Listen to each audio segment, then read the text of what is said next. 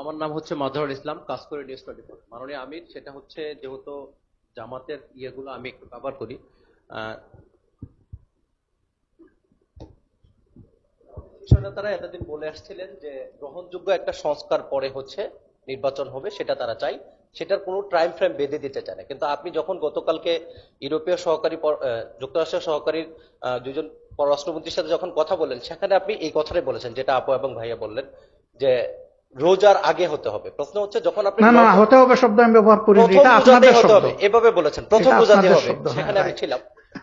এভাবে আপনি বলেছিলেন, যে আমি যদি ভুল না করি আর কি। বলেন, হ্যাঁ প্রথম বলেন। হচ্ছে লন্ডন সফরের ঠিক আপনি যেদিন আসলেন সেদিনই এই কথাটা হলো। প্রশ্ন হচ্ছে, তাহলে কি লন্ডনে যে আপনাদের সফর হয়েছে, বিএনপির সাথে আগামী নির্বাচনে আপনাদের কোনো সমঝোতার কোনো লক্ষণ কথাবার্তা হয়েছে কিনা, এটা একটা বিষয়। জনাব আফজাল ভাই আরেকটা প্রশ্নের বিষয় যে হচ্ছে যে জবাব আপনারা দিয়েছি এখন ওখানে সবাই নিবন্ধন এসে ফিরে গেছে। পান নাই, নিবন্ধনের যে বিষয়টি সেটি ফিরে পান নাই। যদি নিবন্ধন আপনারা ফিরে না পান আপনাদের প্রতীকের, তাহলে পরবর্তী নির্বাচনে আপনাদের আসলে পলিসি কি হবে সেটা যদি একটু বলেন। কেন পাবো না, আমরা পাবো ইনশাল্লাহ। ধন্যবাদ আপনাকে।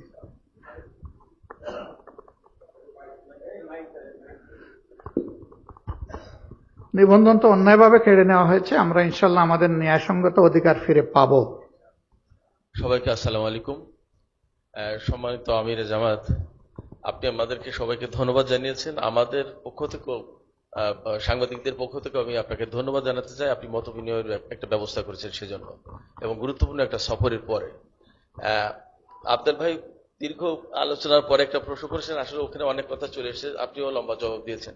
আমি অন্য একটা প্রশ্ন যেতে চাই, সেটা হচ্ছে যে আপনি ইউরোপীয় ইউনিয়ন সফরের সময় খুব গুরুত্ব দিয়ে বলেছেন যে ক্লাইমেট চেঞ্জের কারণে তারা ফান্ড দেয় আমাদেরকে, এবং এই ফান্ড আসলে দেয়াটা শেষ কথা না, এর সাথে রিলেটেড আরো অনেক কিছু আছে, সেই কাজগুলো জরুরি বেশি। বাস্তবায়নটা নিশ্চিত হ্যাঁ, করা। আমার প্রশ্ন অন্য জায়গায়, রাজনৈতিক একটা জায়গায়।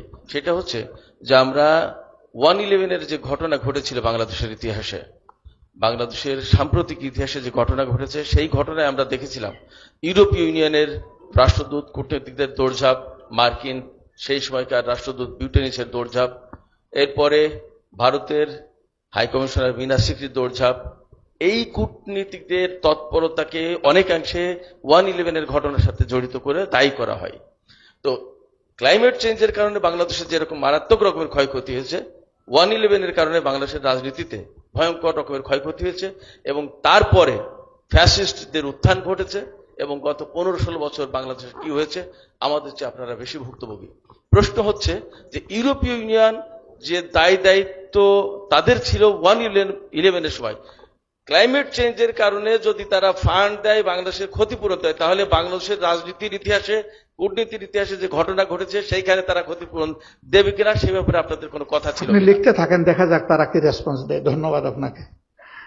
জি মাননীয় আমির, এইদিকে আমি। হ্যালো, ধন্যবাদ। জি বলেন, আপনি বলেন। আমি লোটন একরাম, ডিপিসি সম্পাদক। ইতিমধ্যে আমাদের বড় ভাই আফজাল ভাই একটা গুরুত্বপূর্ণ প্রশ্নের উত্তর আপনি বিস্তারিত বলেছেন। তারপর আমার একটা ওটার সঙ্গে অ্যাড করতে চাই যে আপনার নির্বাচনে যে মৌলিক যে সংস্কারগুলো আপনার দৃশ্যমান হতে হবে ইলেকশনের আগে, সে জায়গাটায় মানে বিএনপি চেয়ারপারসন এবং ভারপ্রাপ্ত চেয়ারম্যানের সঙ্গে কি আপনার আলাপ হয়েছে? কোন মৌলিক সংস্কারগুলো নির্বাচনের আগে হওয়া প্রয়োজন, আর কোনটা স্পেসিফিক কোনো আলাপ নির্বাচন? আমরা করিনি। এটা একটা সাধারণ সৌজন্যমূলক আলোচনা ছিল, আমরা স্পেসিফিক কোনো বিষয় আলোচনায় যাইনি। আচ্ছা, আরেকটি সাপ্লিমেন্টারি প্রশ্ন, বেগম খালেদা জিয়া এবং তারেক রহমান সাহেব দেশে আসার ব্যাপারে কোনো সুনির্দিষ্ট তারিখ নিয়ে কি আপনার সঙ্গে আলোচনা হয়েছে? না, শুধু ম্যাডামের ব্যাপারে এতটুকু অনুধাবন করেছি যে তিনি মানসিকভাবে একটু ভালো আছেন, কারণ দীর্ঘদিন পরে তিনি আপনজনকে পাশে পেয়েছেন, তাদের সাথে থাকতে পারছেন। তো তিনি প্রস্তুতি নিচ্ছেন, হয়তো বা এটা আগামী মাসের কোনো এক সময় হতে পারে বলে আমরা অনুমান করেছি, সুনির্দিষ্ট কিছু বলেননি।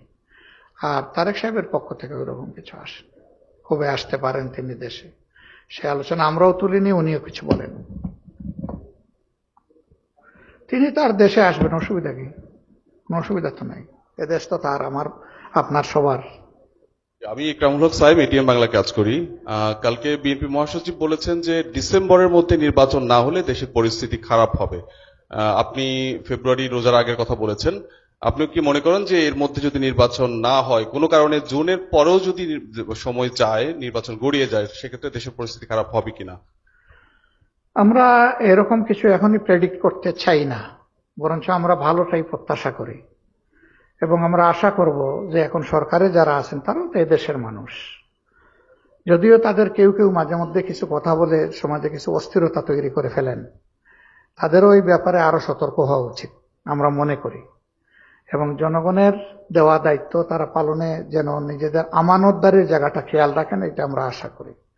আমরা ধারণা করি যে প্রধান উপদেষ্টা তার কথার মর্যাদা রক্ষা করবেন এবং যেভাবে মির্জা সাহেব বলেছেন যে কাট অফ টাইম, আমরা ঠিক ওই রকম কথা বলতে চাচ্ছি না, কারণ এটা এই রকম একদম ফিক্স আপ করে দিলে এটা পয়েন্ট অফ নো রিটার্নের মতো হয়ে যায়। দেন হোয়াট, একটু মিনিমাম ফ্লেক্সিবিলিটি তো থাকতে হবে, যেটা বাস্তব প্রয়োজনে হতে পারে।